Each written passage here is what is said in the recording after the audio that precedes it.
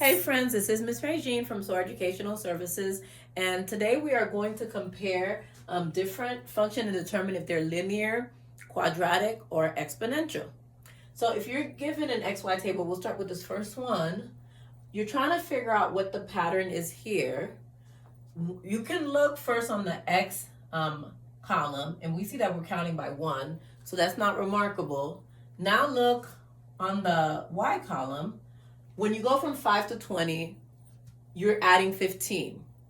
And then when you go from 20 to 80, you're adding 60.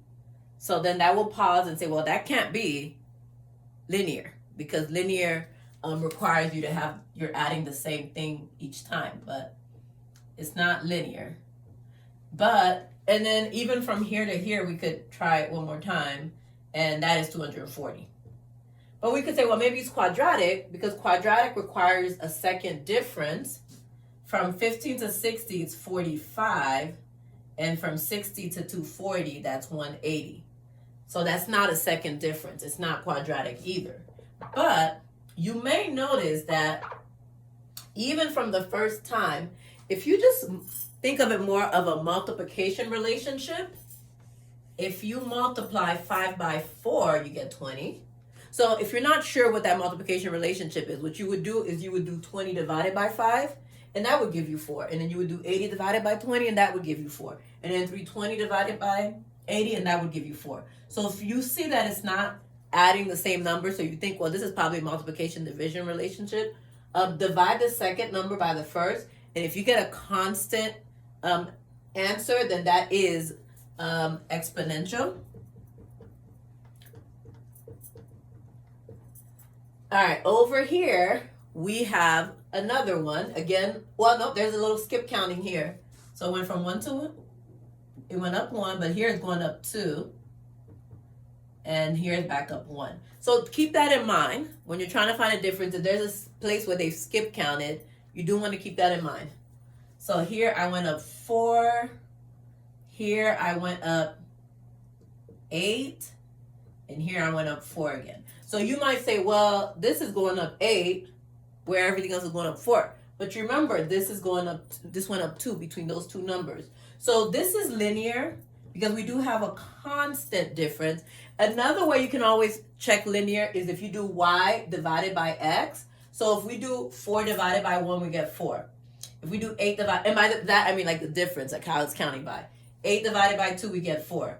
4 divided by 1 again, we get 4. So this is a linear function, y equals 4x. This one was an exponential function, again, with it was counting by 4, but so it would be written like this. Again, there's more to creating an equation, and we'll do that in another video. But we know that it has exponential function of 4, as opposed to this. Again, we don't know what the y-intercept is for here, but this could be our this is our beginning of the equation. So this is 4 means our growth factor, and this one is our constant in our linear equation. All right, now this one, okay, it's counting by 1 on the x-axis, so that's not remarkable. So now look at here. It's going up 2, going up 4, going up 6. So that's not the same. So it does not have a constant difference, not a constant growth. But let's look to see if there's a second difference. From 2 to 4, it does add 4. And from 4 to 6, and it does add 4. So yes, it has a second difference. If you're writing an equation for a quadratic with a second difference, you take that second difference and you take half of it, and that's going to be the beginning of your quadratic. So our second difference is 2, so our equation is y equals x squared. Again, there's more to it to write equation, but we have that down. All right, we're going to try another set of 3. So give me a minute. And this, as I finish writing them, you can pause the video and try to do it on your own first.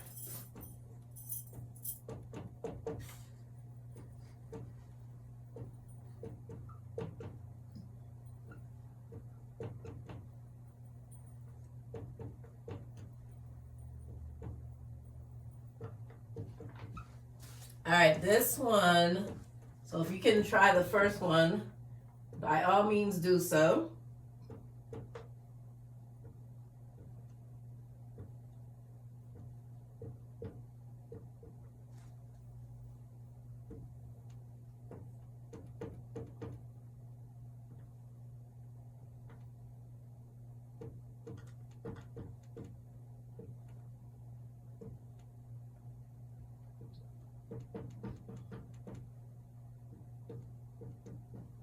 Okay, so I'm assuming you tried it first, so now let's try it together. So looking at the first one, and something like this, you probably want to use a calculator to see if you have a common difference. It's pretty simple. You can just say, I would probably just do negative, because on the x-axis, it's all counting by 1, so we didn't skip count, so no surprises there.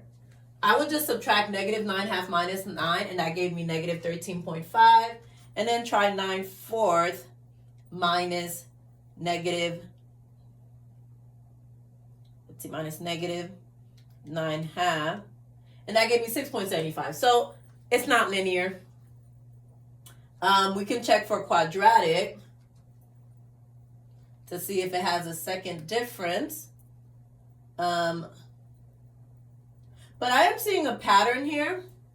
I started with 9, then I see negative 9/2, then I see 9/4, then I see negative. So our sign is changing. And then, but if you look at our denominator, it's staying the same. So that tells me that this is just, it's half. It's negative 1/2, but that's our decay factor in this case, so it's getting smaller. So this is exponential, but you can always check by just doing a division. Negative 9/2 divided by 9, yeah, that gives me negative 0.5, and then you can say 9/4 divided by negative 9/2. Let me try that again. 9/4 divided by negative 9/2. Again, yeah, that gives me negative 0.5. And since I have my y-intercept here, I can write my equation. So this is my exponential function. So if you notice any pattern, like as far as the multiplication, like 2, 4, 8, 16, so that helped me realize, like, okay, this is exponential, because exponential is a multiplication division relationship. All right, over here, so all of these I tried giving you the y-intercept, so that way we didn't have to worry about solving for them to figure out what the equation is. Again, 0, 1, 2, 3, 4. Okay, no surprise here. Now this is going down from 9 to 6, so I took away 3. I took away 3 again. I took away 3. Okay, I took away 3. So this is linear. So y equals, since I keep taking away 3, it's negative 3x, and I have my y-intercept plus 9. Now quadratic it's more complicated to write the equation. But yeah, this one is quadratic. So I already gave it away, but yeah. But we can look and see how you see the second difference. From 9 to 7.5, it went down 1.5.